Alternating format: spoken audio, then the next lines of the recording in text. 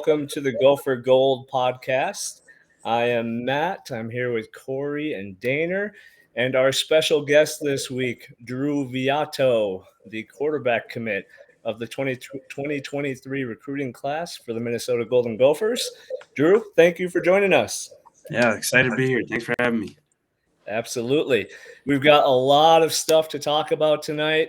It was an especially fun weekend for Gopher fans as all of our favorite love to hate rivals lost, and the Gophers put on a show against Western Illinois. So we have a lot of exciting and fun stuff to talk about. But let's get to Drew first. Drew, as I mentioned, the quarterback commit of the 2023 class. You kind of came out of nowhere for Gopher fans. We hadn't heard a lot about you until all of a sudden you were about ready to jump in the boat. So tell us a little bit about your recruiting process. What was it like? What did you enjoy about it? And how did you end up at Minnesota? Yeah, so it was so at first I originally committed to Eastern Michigan in February. And at that time I felt like it was a right decision for me just based on like how my season went and where I was at with the recruiting process. And then my teammate Darius Taylor committed to Minnesota, and he was always telling me about Minnesota and stuff, and he was always sending my film to the coaches at Minnesota, because we always talked about playing together at the university. So I had a showcase at my school, and Coach Soraka and Coach Burns were there, and it was a downpour actually. So I was throwing in basically a monsoon, my dad likes to say. And Coach Soraka was really impressed with what he saw there. He was actually considering me and another kid, and decided to, based on what he saw, how I threw in that bad conditions, decided to offer me. And I committed pretty quick when he offered me. That's awesome. What? So I mean, playing a showcase in a downpouring rain has got to be difficult. But as you are probably aware, Minnesota has some tough conditions to play in. Do you think your game translates to every sort of weather condition out there? Oh yeah, 100%. Growing up in Canada, I'm used to the cold, the snow, so I'm used to all that. So I'm ready to play in that. Oh, I didn't realize you grew up in Canada. Whereabouts in Canada? Sault Ste. Marie, Ontario. So yeah, Okay, I moved to Michigan in for 8th grade, and that's I've been really here. cool. Yeah. And did you pick up football when you moved to the States, or did you always play in Canada? No, I played since 5th grade in Canada, and then I played for a youth football team here that's connected to the high school I'm at now. So I was always playing football, in the backyard, everything, youth football in Canada. Absolutely. So Coach Rock was there to see you. He's the one that extended that offer. Yeah. How excited are you to work with Coach Soraka, and especially after seeing the success that he's had in the past with quarterbacks and the success that he's immediately having this year with Tanner Morgan again? Oh yeah, I'm super excited to work with Coach Soraka. Just his knowledge of quarterbacks and the game of football is, like, when I talk to him, like, I feel like I'm a great fit for the way he coaches.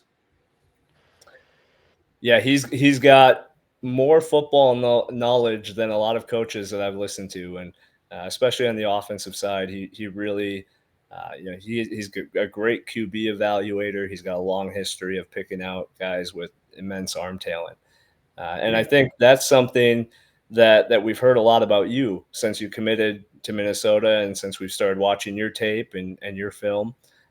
Your coach commented on your arm talent. Tell us a little bit about what you love about your game. Speak to that arm talent and what makes you different. Yeah. So, like you said, I feel like I have a pretty strong arm, but I feel like one thing I separate myself with most other quarterbacks is how I see the game. I feel like I'm a really smart kid, and I'm able to see defenses and what they do before they do that, and that comes with like film study and just like the training I've had since I moved to Michigan. Just the understanding of defenses. That's where I feel like, especially in the college level, that's where it really is. Because everybody's good, so you got to separate yourself mentally. Absolutely, I agree. When you're watching football as a quarterback, watching Monday Night Football is on right now. Yeah. College football on Saturdays, NFL on Sundays. Uh, do you actually enjoy the games, or do you sit there and laser in on a specific quarterback and what they're doing to learn? Well, I love watching football. Like some of my favorite guys to watch are Josh Allen and Tom Brady.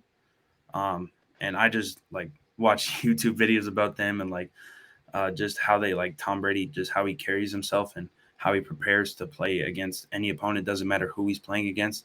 And I just Josh Allen's like he's just crazy the way he plays. His playing style, I love it. He's a joy to watch, absolutely. Yeah, Especially with his combination of size, athleticism, and the throws that he can make is especially unique. Do you yeah. consider yourself a runner at all? I think you're considered more of a pocket passer, but can you get mobile? I am considered more of a pocket passer, but I can't get mobile. I'm not just like a tree sitting back there. I'm able to extend the plays when needed. All right, you can pull it down and scamper for a few yards. That's good to know. Absolutely, absolutely. So outside of football, I know you committed pretty quickly to the university when Coach Saraka offered. Was there anything outside of football that drew you to the campus? Um, just the city it's in, the amount of sports teams that are there, just really the city, honestly. And it was really like a when I went there for the first time, it was like a combination of Canada and Michigan, which is really appealing to me because I'm comfortable in a city like that, and yeah, just like the city itself really appealed to me. Well, most people outside of Minnesota just consider us Canada anyways, so I can see where you draw that comparison. Yeah, super So similar. you're yeah, well, I mean, I guess it's cold. We've got great fishing, beautiful lakes, beautiful scenery, and kind of a mix of a lot of stuff. So I can see where it comes from. But speaking to this 2023 recruiting class, you mentioned your teammate Darius Taylor's in the class. One, what's it like to play with him right now in high school? He's absolutely tearing it up. You guys are having a really special start to the season, and then knowing that you're going to play together in college. What's different about this 2023 recruiting class as a whole? Yeah, Darius is a really special player. He's one of the best players I think I've ever played with. Um, he's just he's an outstanding player, and it's going to be great to play with him at the next level. And then as far as the 2023 class, I met all the guys in the class. They're all great guys, and yeah, I'm just excited to. I want to make this class as special as possible. We would love to see that. Are you active in the recruiting of other players right now? 100%. Anytime I get the chance, I see a kid get offered from Minnesota. I know there's some in-state receivers that got offered by Minnesota, so I'm always actively recruiting. I love it. It's so important to have a leader of the class that steps forward and is active in recruiting other uncommitted targets. We had Stephen Ortiz do that for our recruiting class a couple years ago. We've had other leaders step up and do the same, and it just makes the class as a whole become so much tighter. And I think you see that with PJ, brought in from PJ's culture. He only recruits players that absolutely are bought in and love the team. And when you come in with a recruiting class that's already tight, that makes you guys play so much better in your time at the university. Yeah, absolutely. We every week we text each other like good luck this week and stuff like that, and we're always just getting to know each other. Fantastic. So what are your personal goals for the next level at Minnesota? Yeah, so I'm actually early enrolling, so I'll be there in January of next year. Fantastic. So yeah, that's exciting. First step is learning the offense and getting to work with Coach Saraka, just getting an understanding of the offense, getting used to life at university because my parents always tell me it's this big difference, and I'm sure it is. But just getting used to life at the university, and just being ready because you never know what can happen. So just being ready to play. We saw that last year with the running back room. Dropping five running backs to injury. Hopefully we don't see anything like that at any position. But to your point, you always have to stay ready when you're 5 or 6 on the depth chart and you don't think you're going to get playing time. You never know how those chips fall. So I think that's a good goal for you. Uh, tell us about about Drew on game night or game day? Do you have any pregame rituals or superstitions? Yeah, so I listen to the exact same playlist every Friday, and I listen to it from the time I get home. In the car ride, I listen to the exact same playlist every Friday in the same order. I never go out of order. It's a kind of a weird superstition. And then when I get like on the field, I'm the first one out there, and I do the same warm up every week. Do you do the Dak hip stretch dance? Uh, no, I don't. I do some other arm warm ups and stuff. But like for me on game days, I don't really need to stretch out my legs a lot because I'm already my adrenaline's already going. I'm already ready to play, so I don't really do a whole lot of stretching. I just warm my arm up and then I'm ready to go. I love it. What's on the playlist, or is that a secret? No, there's some Drake, there's some Meek Mill, Eminem. Just there's some calm music, and then as it gets closer to game time, there's some more Eminem and Meek Mill to get me going. Being in Michigan, you got to respect Eminem. I saw he was on Hard Knocks the other week, and he was saying he could get out there and play, but I'm not so sure about that. I don't think so. Outside of football and off the field, tell us a little bit about yourself. What do you like to study? What do you like to do in your free time, not football wise? Who's Drew as a person? Oh yeah, so me and Darius actually go fishing all the time, especially this summer. We went like 3 4 days a week. We were going all the time. I enjoy fishing, golfing. I played basketball growing up, so I like if there's an empty court, me and my friends would go play. Um, I like jet skiing when I get back up to Canada in the summer. That's always fun, and just kind of just hanging out with my family. Drew, once you get up, you'll have to hang out with Zaquan and go fishing with him. We had him on last week, and he talked about fishing as one of his biggest hobbies. Yeah, so on the official visit, actually, we went to Coach Flex Lake House, and we were able to go fishing. So it was me, Darius, and Zaquan. That's sweet. I feel Yeah. like we probably have the most active fishing group out of any 2023 class in the country. Like I feel like every recruit we talk to is like, I love fishing. Maybe we It's need fun. to advertise that more. Fishing's Hey, the Tyler best. Brown as well. Yeah, we got Yeah. Tyler Brown with the Bass Pro Shops hat. Drew, we need to get, you know what? We need to get you hooked up with like some NIL deal at Minnesota for a fishing shop, That's what I whether was just gonna say. Some like Cabela, Bass Pro, something like that. Some fishing, That'd be awesome. some well, pro we fishing can gear. we can look at that when you get here for sure. Yeah. Uh, so you talk about studying the game. This is going to be kind of a weird transition, but this is how I learned football a lot, especially growing up as a young kid. But playing a lot of Madden, playing a lot of college football video games, learning playbooks and reads and things like that. We asked Zaquan this last week too. Are you excited for the new NCAA 23 football game and to see Oh, yourself? yeah, I'm super excited. I actually played NCAA football 13 on my PlayStation 3 when I was like 9 or 10 years old, and I absolutely loved that game. I ended up giving my PlayStation 3 away and never saw it again, and I was bummed out that I finally realized they don't make them anymore because I wanted to get them when I got a new gaming system. But I'm super excited for the new one to come out. I'm definitely going to use Minnesota and most likely use myself if I'm in the game. Well, you have to. It doesn't. It's okay to say you're going to put yourself ahead of Ethan or Jacob or any of those other guys in the quarterback room. You got to lead yourself to the Yeah. title. That's how Yeah, it goes. absolutely. So what? Uh, you can pump yourself up or be more realistic with what you think. What do you think your overall rating is going to be in the first version? Oh, geez. I don't think it'll be very high. They always do the freshmen dirty, so don't worry about it. Zaquan said he'd be a 68 or 69. Yeah, I was gonna say like as long as I'm above a 50 or a 55, I'm good. Oh, you're Well, good. they're gonna have your throw power up there. They better have that throw power at like 92, 93 coming in because Oh that yeah, that arm is a cannon, man. at least a 95 on throw power. Oh, we'll get you up there eventually. You gotta get in the weight room first. Oh yeah. All right. Well, hey, Drew, it was a pleasure to have you on this evening. We're going to let Drew get back and get to his studying and get on with his evening. But, Drew, thank you very much for joining us. We're very excited to have you on campus and, seeing you here as an early enrollee in a few months. Yeah, thanks so much for having me. I'm super excited to get going.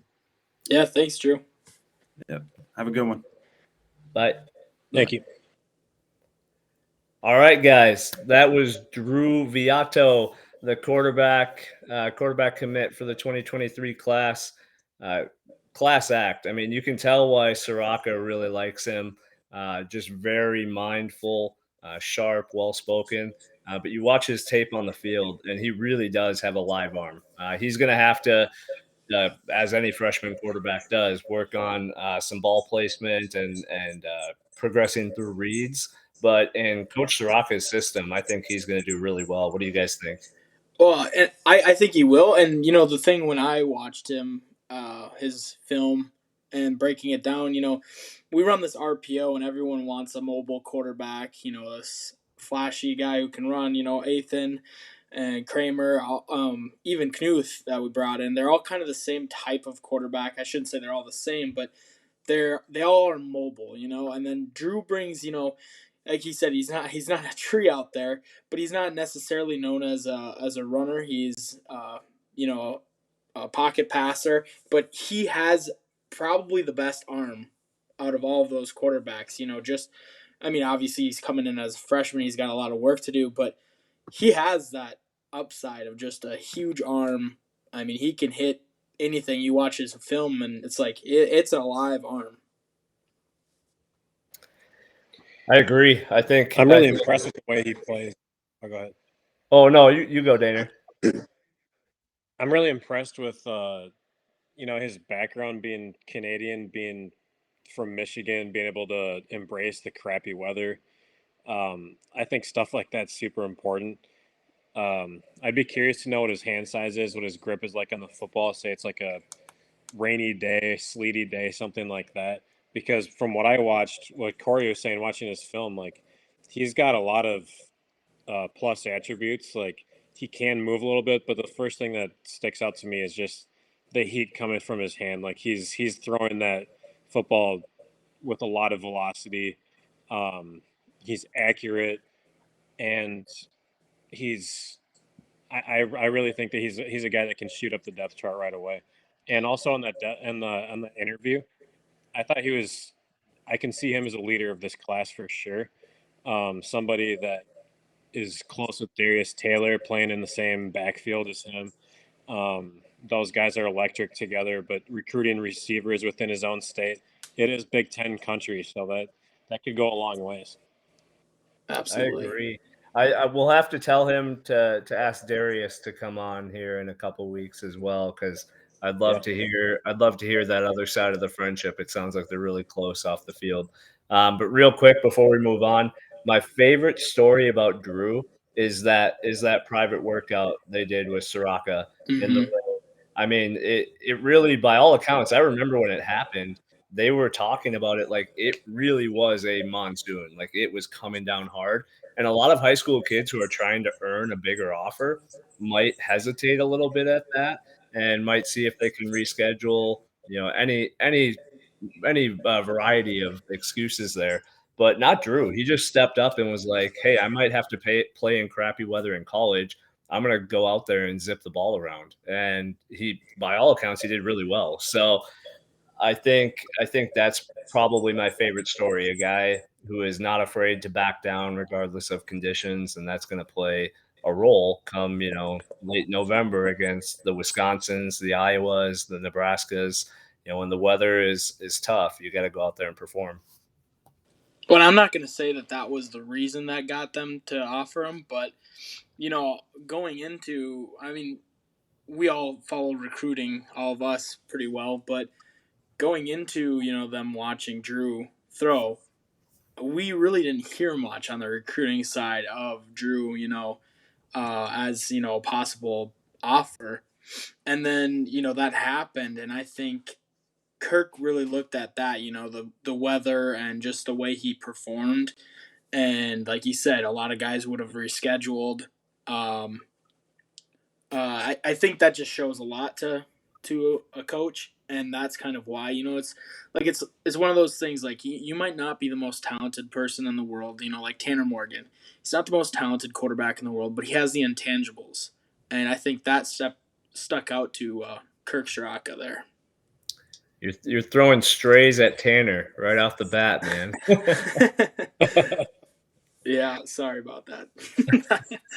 No, we could get into today. I asked a couple questions from fans. I could get into that right away if you guys want to. Absolutely. Let's hear what the fans have to ask. Well, we'll start off number one with at Jeffrey the Greek, Eyes on Big Ten podcast co-host. He asked, which loss did you guys enjoy most last Saturday? Iowa, Nebraska, or Wisconsin? That is a tough question. I'll let you guys take that one away. I don't know if there's a correct answer here because they were all very satisfying. The fact that they all happened on the same day was just it was almost too much to ask for.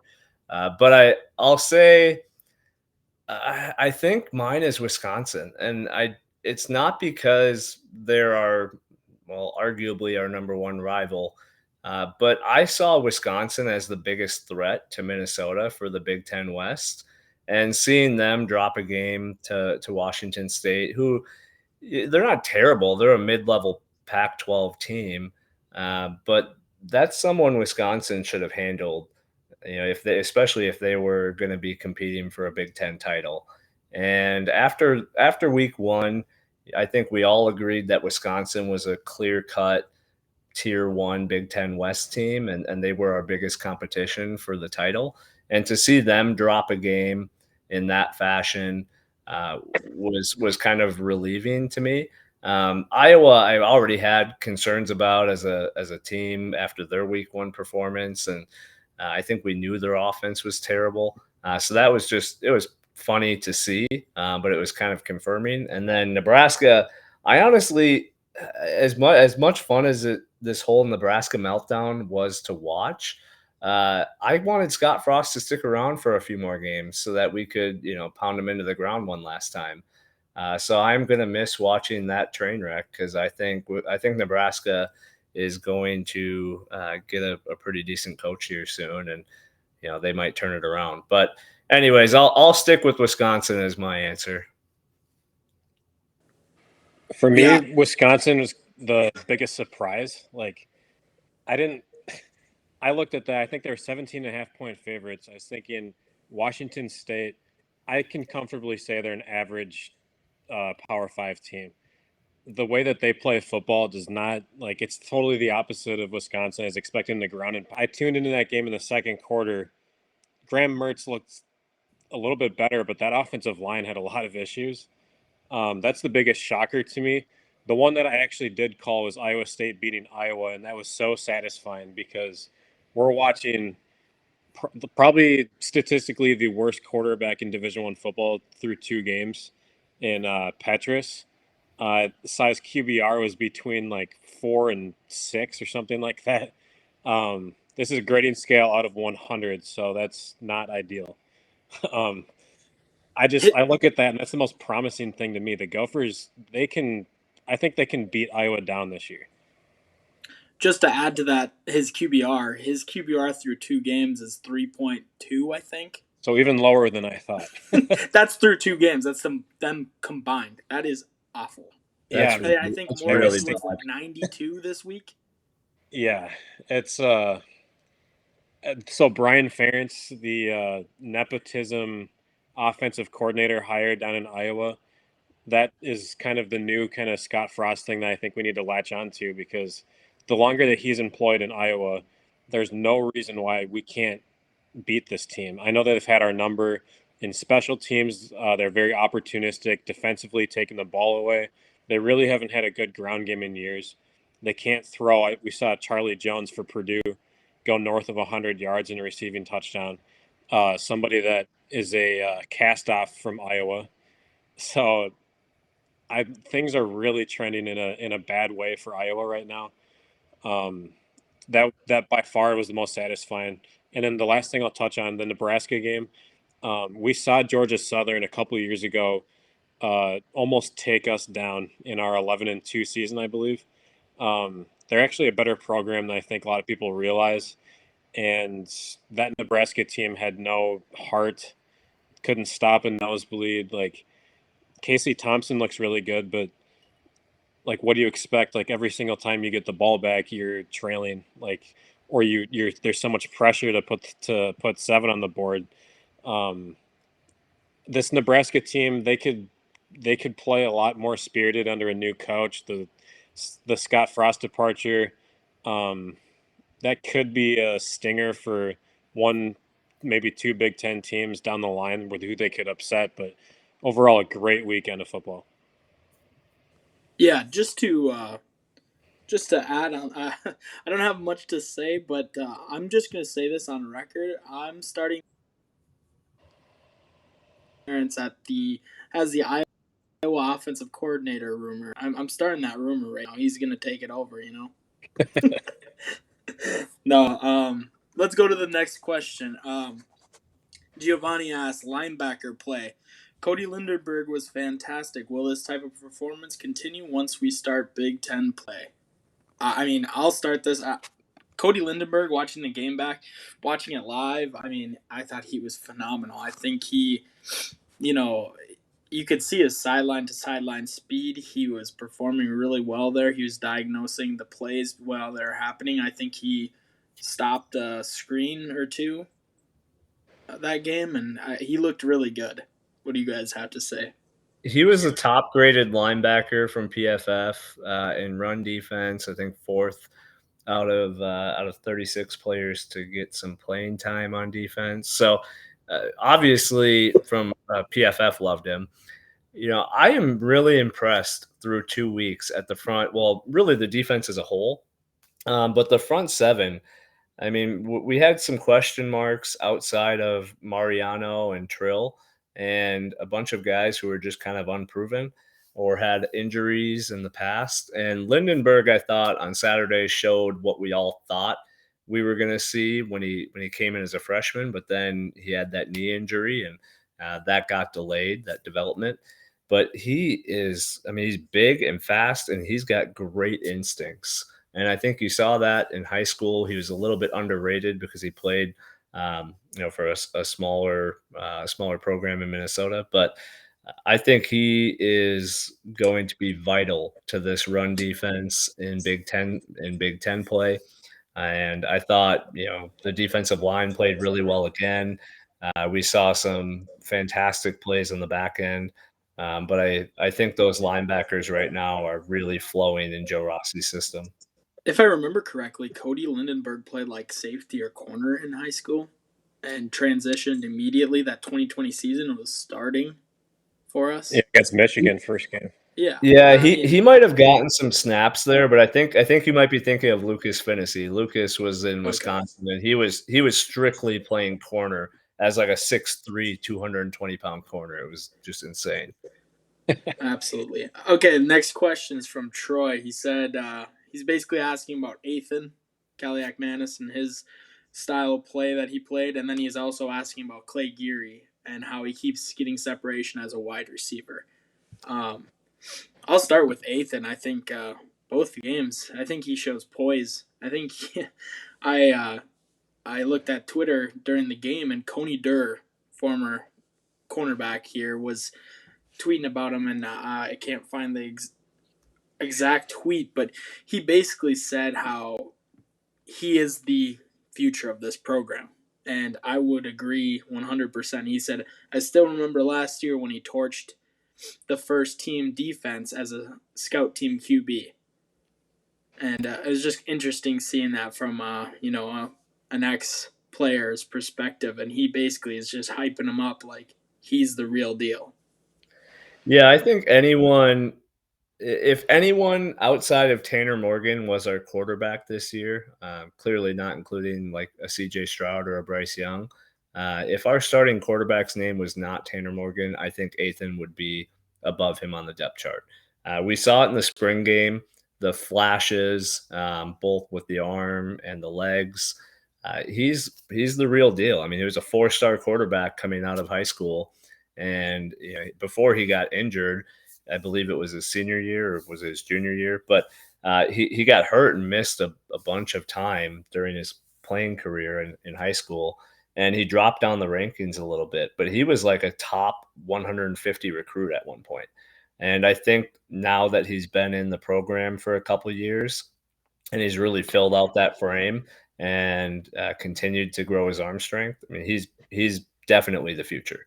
The kid is really really good, and I'm excited to watch him next year. I think he's going to turn this offense up another notch.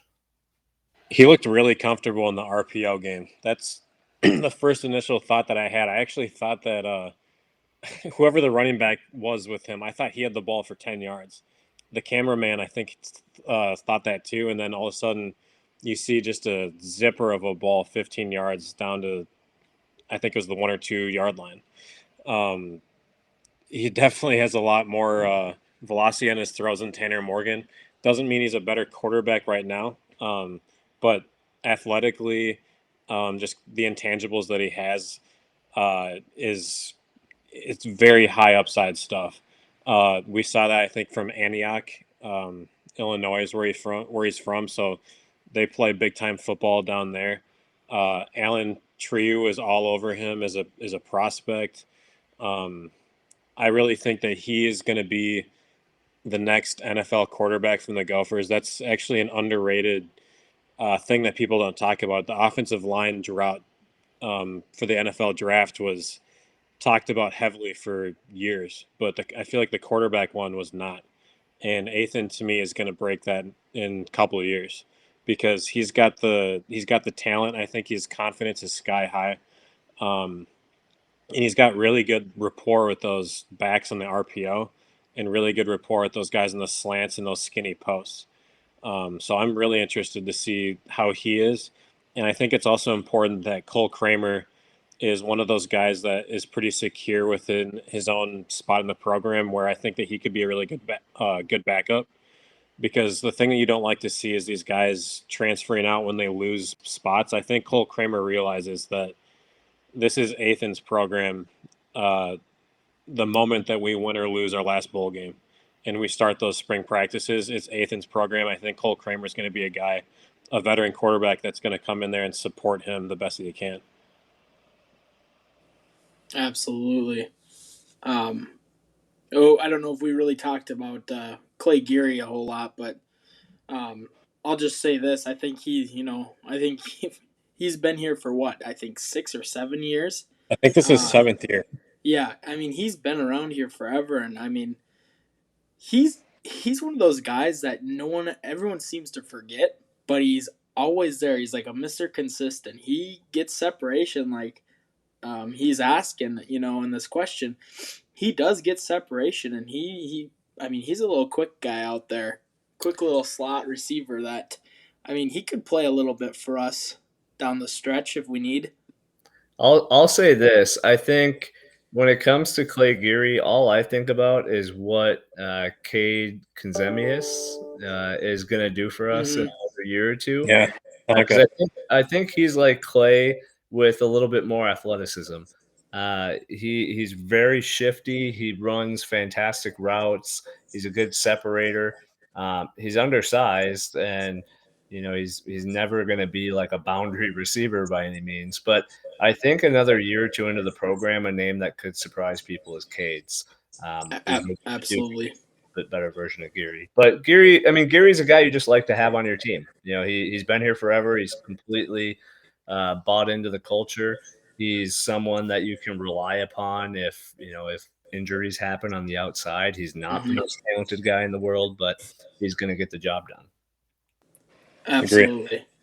Um, Next question is from Shane Hoffman. He said, "Why can't Dalen Wright put it together? All the tools, but not a lot of production." Um, Oh, I wanna take this one because I have been known as a big stan of his.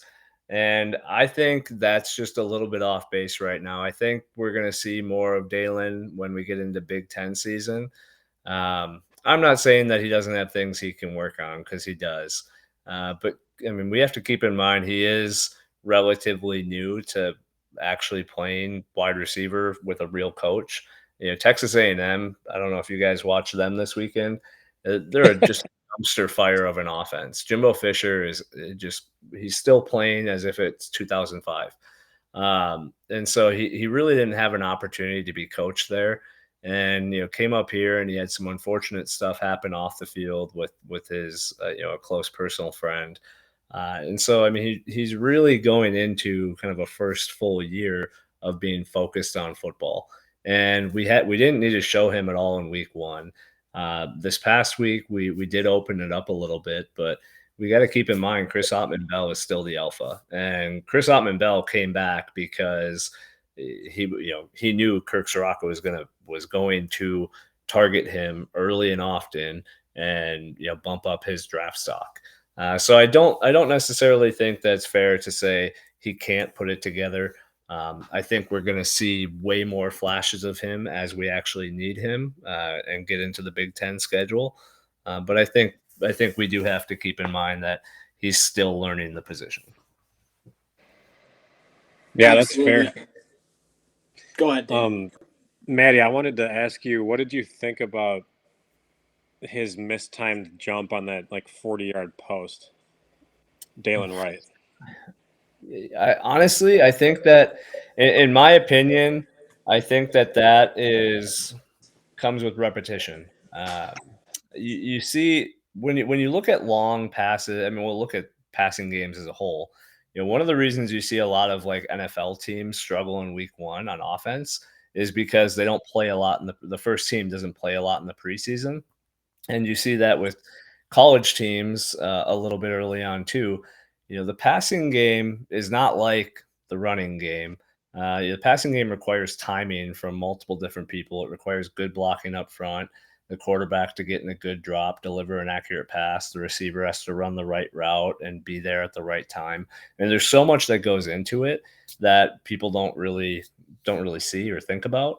And so you're 40 yards downfield. We haven't thrown a long pass in a real game situation all year. It's only been a game and a half, but I just think that's more something that comes with repetition and timing with Tanner as the year goes on.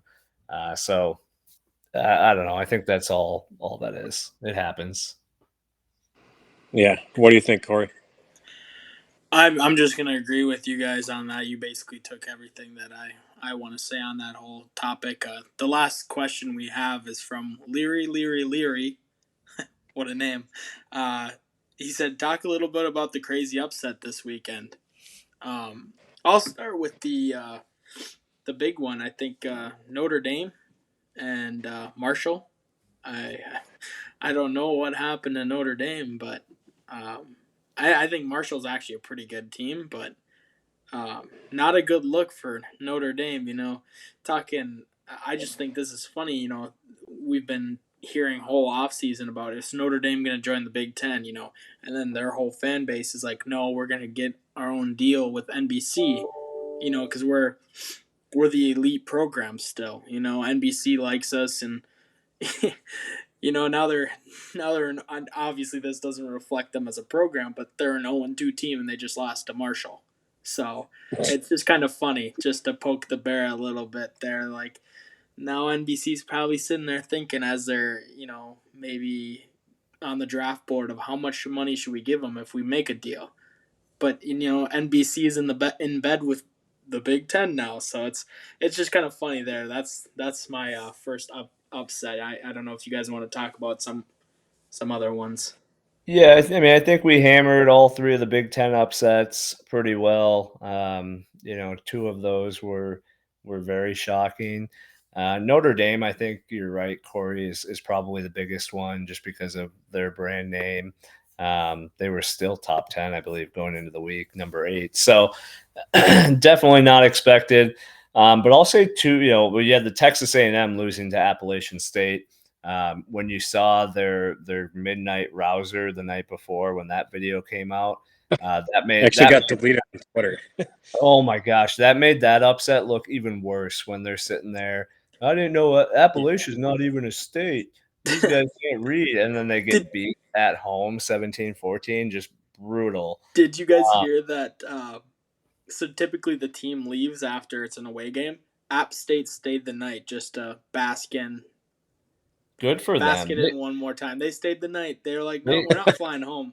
they deserve it. I mean, they came in after all that Texas A&M was talking. So, I mean, I think that was a big upset. Although I don't think Texas A&M is very good. But Every one year they're rated top 10, and for what? And guess what? They're rated still in the top 25, and for what? I just don't understand the love for Texas A&M. SEC football, and they spend a lot of money. They've Yeah, got a lot big. of oil money. But I'll say one more quick before we move on here because we definitely want to get to the Gophers Week 1 performance and talk about Colorado here before the episode is over. Um, but one real quick one is BYU over Baylor. And the only reason I bring it up, I mean, it was a top 25 matchup, but going into it, a lot of people thought BYU really didn't have a chance. And, Baylor is a top 10 team. Obviously, the bigger program, the more well known program, and more recent success. But for BYU I think it was a home game for them. So Baylor was going into their stadium. But for BYU to win that, uh, I think that puts them on the map to be like a major factor come November. They don't have a tough schedule the rest of the way. And with a win over a Power Five opponent, they've got Oregon next week. And then after that, they've got Notre Dame, who we've seen isn't very good, and they've got Arkansas. Other than that, all their games look pretty winnable. If BYU is 12-0 in November with wins over Notre Dame, Oregon, and Baylor, I mean they might enter that conversation of like the fourth playoff seed. Absolutely. I mean, crazy to think about, right? But like, I don't know how, with that resume, I think you'd kind of have to consider them. So, It's anyways, crazy for a team that doesn't allow pop on campus. you don't think I of don't BYU. understand the whole BYU thing. I don't know either, but I found it interesting with them winning this weekend, so I wanted to bring it up. But Well, before we move on to that, how about Alabama pulling getting their lucky plays and pulling off a win against Texas? I thought for sure Alabama was getting served a loss there.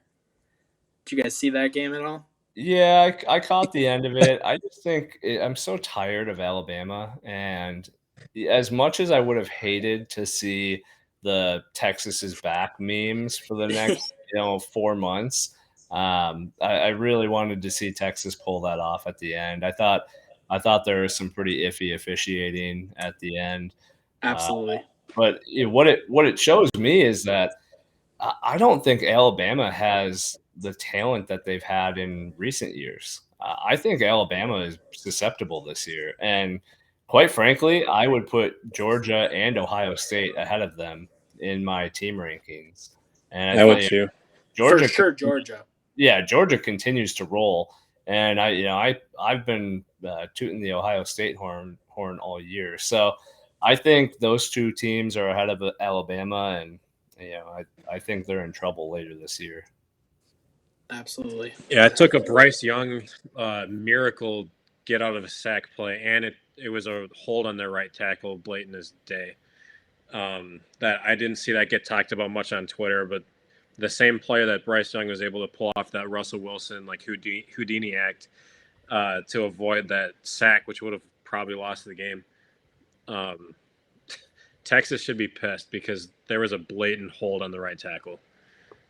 So credit to Texas. I thought they were going to get their ass kicked in that game. Yeah, absolutely. Well, speaking of ass kickings, let's talk about week 2 for our Minnesota Golden Gophers. The Gophers beat Western Illinois 62-10 to move to 2-0 on the season. A very good-looking performance from, I mean, pretty much anyone who got on the field. But Tanner Morgan threw for almost 300 yards and a touchdown, finally airing it out a little bit. Had another 130 yards and 2 touchdowns. Trey Potts had 2 touchdowns. And then you look at guys like Chris Ottman-Bell and Brevin Spann-Fords, both securing long catches, and Ottman-Bell going over 100 yards for the day. The defense kept Western Illinois in check all day long, with their only touchdown coming at the very end of the game when all the backups were in for Minnesota. So, a big win for our Gophers. What did you guys like and not like? There's not much to dislike about that win. I mean, you could talk about a lot of things that you like. I think the only thing really that I'd say I did not like was there's a lot of drops. That I shouldn't say a lot, but there's drops from our wide receivers and just a couple mistakes. That first play or first drive when um, Mike Brown Stevens dropped it. You don't you don't like to see that, but I mean, you can nitpick all you want. I mean, there was not much negative to take away from that game. Tanner Morgan played an incredible game. You can see I pulled up the stats right here on the sheet. I mean, they total yards 672 to 194. I mean, that's incredible. There's not much to take away from that. No, they dominated in every aspect. I will say, at the end of last week's pod, I said I wanted to see them take a few deep shots and open up the passing game playbook. I didn't think it would actually happen until the Colorado game, but I don't know if Kirk is listening to us or not, but he opened it up a few times, and we saw Tanner uncork a few passes, and they were pretty. I mean, that arm still looks like it has more zip on it than it has since 2019, and maybe even more than that year. So I was really happy. I was really happy to see the passing game clicking, whether it was Tanner or Ethan or Cole. And then, for me, one of the biggest takeaways was just this continued offensive line dominance. I know Western Illinois is not a great program, but this offensive line with a lot of inexperience is continuing to gel and continuing to get better week by week. And I think it's so important to see, because we are going in Colorado. We're favored by a lot, but we're getting awfully close to that Michigan State game, and that offensive line is going to have to be firing on all cylinders. So it's really positive to see them continuing to take strides. Absolutely. Do you guys want to talk about the defense, or do you Yeah, want I to want talk about to the offense a little more? let's I'd like to address Cody Lindenberg again on the defense. I think that he needs to play more snaps. I think that's one thing that Braylon Oliver graded out as, I think, in the 50s for PFF. And Cody Lindenberg is so good at diagnosing screens. He's so good at running alleys. Um, I mentioned earlier in the podcast his first ever game uh, versus Michigan. He was thrown to the Sharks right away.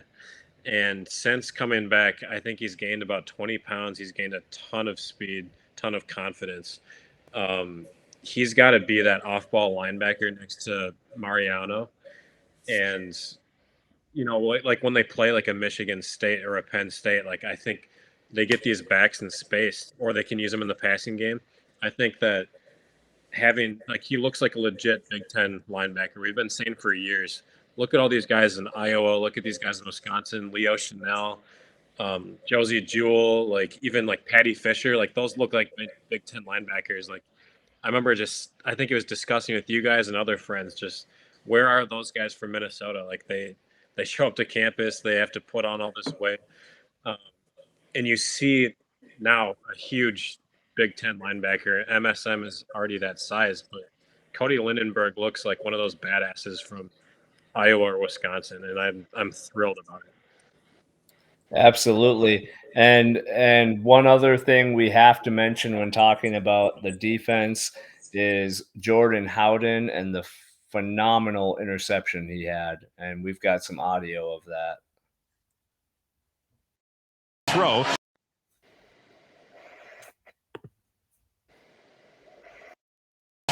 He goes deep over the middle's got a man out there, but what a grab! Jordan Howden with an amazing interception at the 35-yard line. Oh, what a catch by Jordan Howden. Full extension, grabbing the ball with two hands and bringing it in. Highlight reel stuff there. I mean, wow. We talked about. I think we've talked about in every episode this on this show how great our secondary is, or how great we believed it was going to be. And I know right off the bat, I was saying Newman and Howden are not only one of the best safety combos in the Big Ten, but the country. And guys, I mean, week after week, we're seeing it. Howden's out there making big plays now. I absolutely love it. He's just a great kid who's been in the program for a while. What a phenomenal play for him. I was happy for him. Yeah, I was talking to Jordan Howden's dad today, and he was just talking how proud he is of Jordan and his strides. I was talking to him. There's that play right away in the first drive when we fumbled it. We didn't allow them nothing. Jordan Howden snuffed that. I think it was the running back that went out to the flats, and he snuffed that out, and led to a fourth down. And there's one play that he got burnt on. I mean, he was in position, and his dad said, "Yeah." He's like, "Dad, I was right there," and he said, "I just jumped too early, and it got right by him." And that was one of the only big plays that they had in the game. But like you said, he was in position. I mean, if you get beat, Yeah, I mean, you he can make was. a play. Yeah, he was the second highest graded PFF defender for the maroon and gold on Saturday. So, I think it showed on every level. Those big plays. The interception is cool, and that's what we get the highlight reel clip from.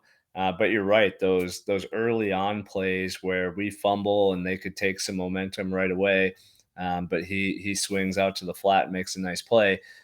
Those are just as important. And when you have guys like that on the back end of your defense that can make up for or support any blown assignments from the front seven, it makes it tough to beat you. I mean, teams are going to have to be consistent and really drive the football against Minnesota if they want to score consistently and score enough points to beat this offense. I think that's going to be the toughest challenge for anybody who plays Minnesota. Is we're not going to beat ourselves. At least I don't think so. I think there's enough talent at every level and enough experience on the at every level on the defense where you are going to have to put together 10, 12, 14 play drives, 4, 5, 6 times in a game to beat this team. And I don't see a lot of Big Ten offenses doing that. Right, exactly. And I just want to add to that. I looking at the DB room. I mean, we got to see a lot of bodies out there these last two games, and it's amazing to me how deep they are. This is the best DB room I've ever seen for the Golden Gophers, and it's not even close. I mean, everyone's gonna say, "What about that 2019 room?" I think I think this team is a lot better. You don't have Winfield back there, Pro Bowler or anything like that, but I think all these guys are a lot higher. You go deep too, like you said. If we have an injury on that anywhere in the secondary, I would not be. Obviously, you never want to see an injury happen, but there's not going to be a drop off. Like you can put in a whole second team, and there's not going to be a drop off of play. Ryan Stapp came in. He's a backup for us, and he looked phenomenal every time they threw it.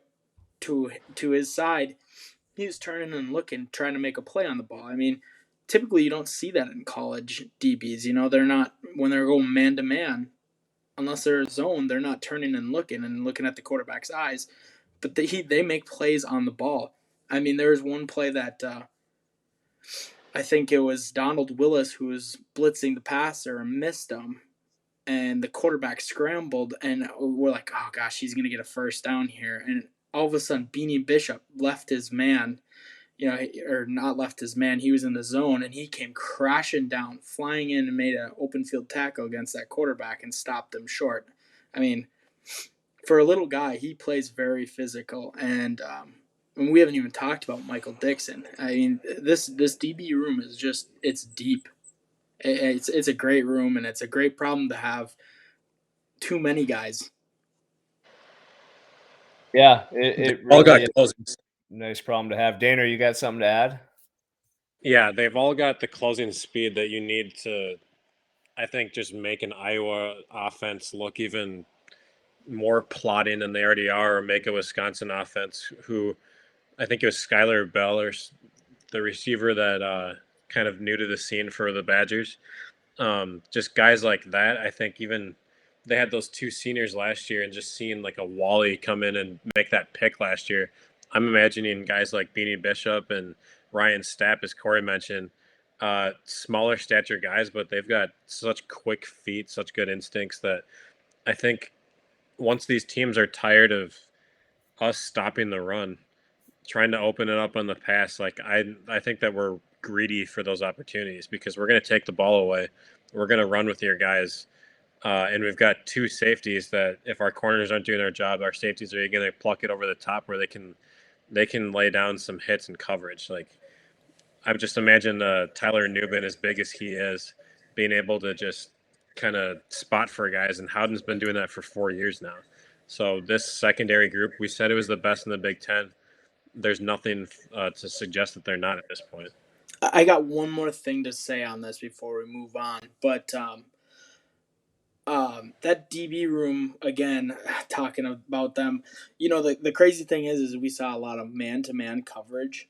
I mean, granted, you can say what you want about this team, Western Illinois, but they have a lot of passing threats that were supposedly pretty good, and that was their MO, was passing. We went on man to man coverage, and the thing is Joe Rossi wanted takeaways this year, and being able to go man to man on your guys and not, first of all, just stop it, don't allow them nothing. But then again, if they do pass, those guys, like I said, are looking to make plays on the ball, and they're in position to make plays.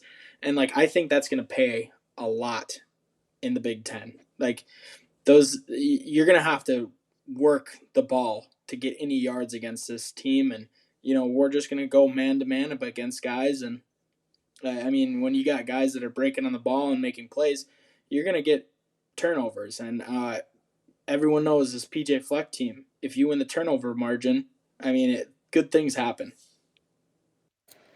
Yeah, I think you're spot on. It's gonna be fun. I don't have anything else to continue to hammer home there on the DB room. I think we've seen what we need to see, and it'll be fun to watch those guys against kind of true tests in the Big Ten. And we're gonna get one right away with Michigan State.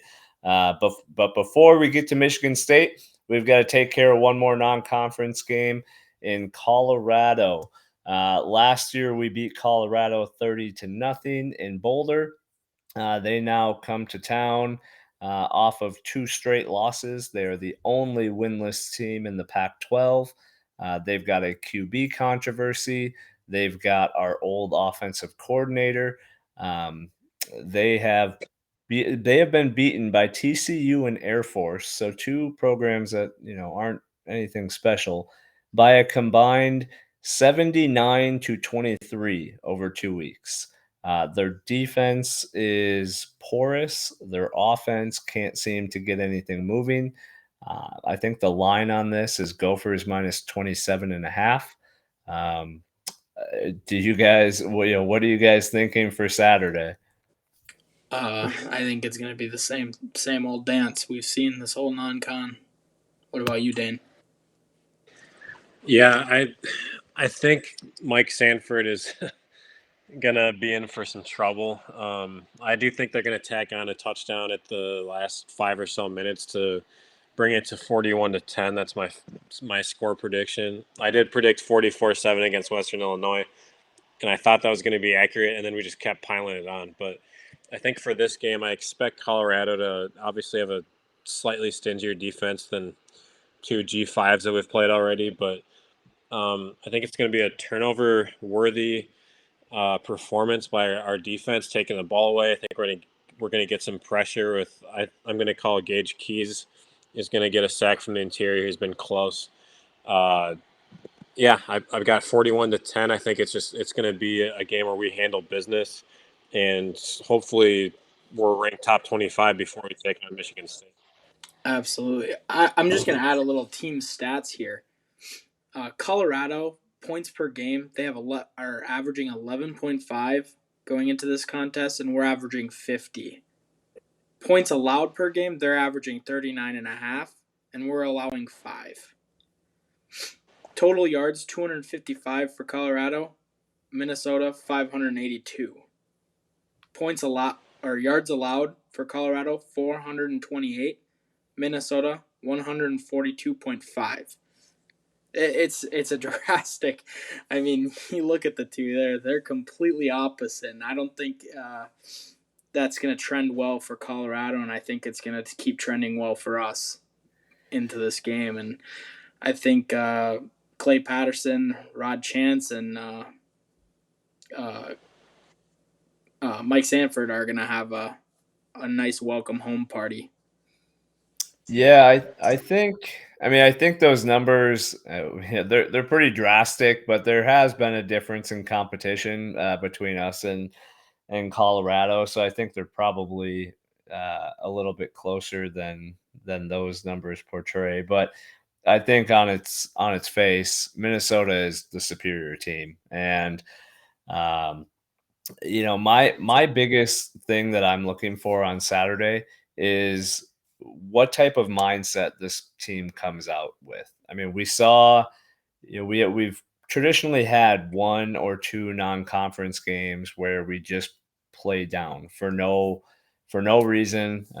It doesn't make sense. I mean, on paper, we should have the advantage in every department, and we haven't seen that yet. We've seen a team, we've commented on it, that just has a completely different mindset. They want to destroy teams. They want to be the best. There's absolutely no lack of focus whatsoever. But now Colorado comes to town. There's some personal relationships there. But more importantly, you might catch some of these guys who have now just destroyed two opponents starting to look forward to Michigan State. And PJ always preaches one game championship seasons. He does a great job of keeping his team focused on a single opponent. But the reality is these are 18 to 22, or in Clay Geary's case, 30-year-old kids. They they will think of that Michigan State game because that's been talked about all off season, and it's getting closer. So I just want to see a team that comes out with the same fire we've seen for these past 2 weeks. And Daner, you said it 44-7, and it turned out 62-10 because it just kept going. I want to see that. Do not let up off the gas. Put your backups in. That's All fine. gas, no brakes. Yes, all gas, no brakes. Just keep driving, keep going.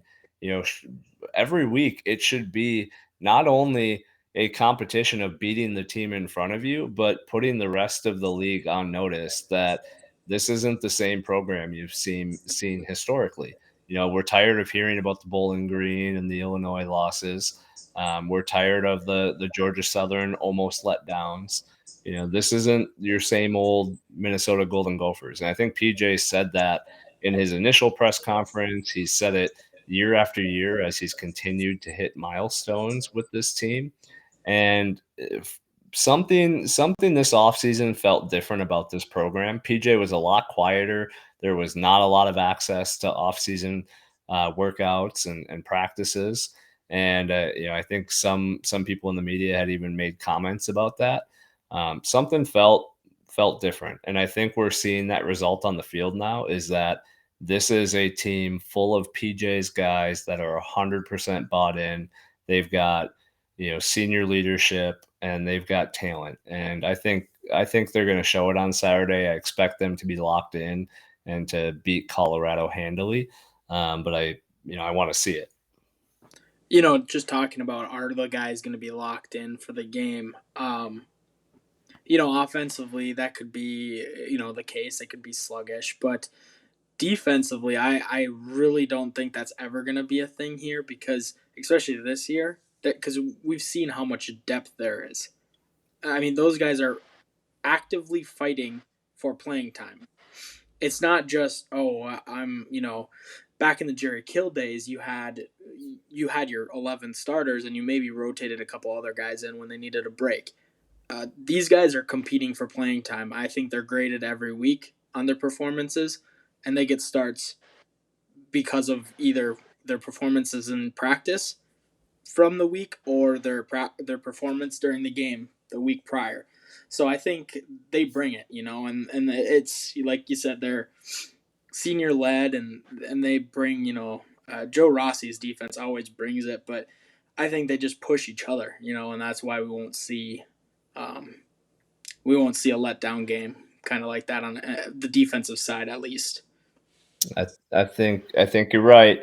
Well, we've got a lot to look forward to as we continue to move on here. Hopefully, we see another good Gopher performance. Let's just reiterate again how nice it was to see Nebraska, Iowa, and Wisconsin lose on the same day. But we will be back. We appreciate you, Gopher fans, for continuing to listen to us. Again, thank you to Drew Viotto for joining us on the beginning portion of tonight's show. We look forward to bringing you some more fun guests as the season goes on and hope you stick with us.